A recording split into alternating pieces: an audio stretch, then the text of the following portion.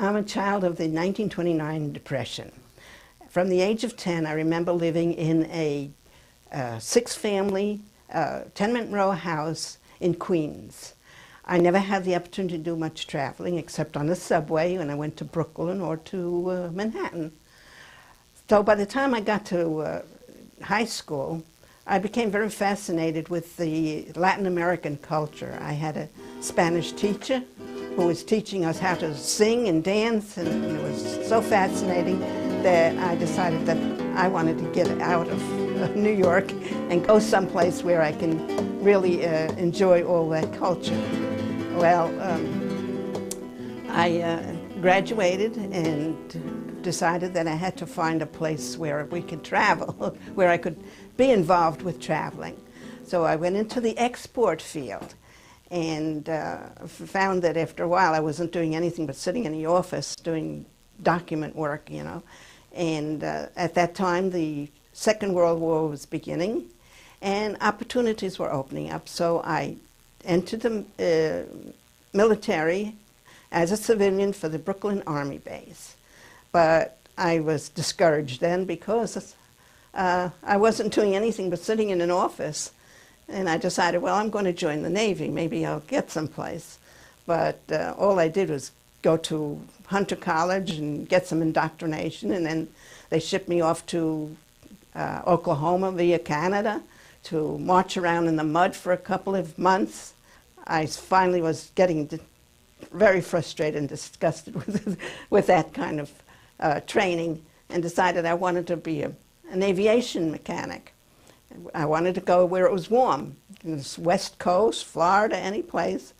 But when I finished my training, they sent me to Philadelphia, the Navy Yard, where I did the same work that I was doing for the Army. And that annoyed me. I even was billeted in my own house, that same tenement that I was anxious to leave. I lived there. And I was finally assigned to the 3rd Naval District in the legal office, and I did nothing more than work in the office again. So I was anxious to get out of the office and go somewhere, get around and do some traveling. So I went back, after the war was over, I was released. I went back to the textile export trade, and I met my husband, who was a Cuban buyer, and we became very friendly, and finally it evolved to where we were going to get married. And he offered me a 1949 Plymouth car instead of an engagement ring, and we drove down to Cuba. So I lived in Cuba for about 4 or 5 years, and raised my oldest daughter there, and was going to college at the same time.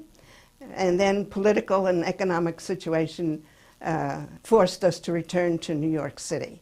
I continued studying at the Columbia University International Affairs, and we were very contented. We were planning trips until my husband was claimed by cancer, and I was left with 2 daughters.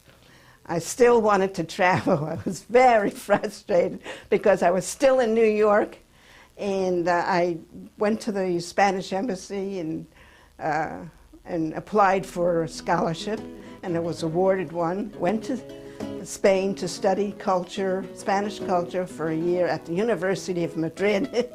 And while I was there, I got myself a Volkswagen Beetle, and with my 2 daughters, we decided we were going to travel through Europe. And that was the culmination of my travel dreams, and I finally got some experience. I was out of New York.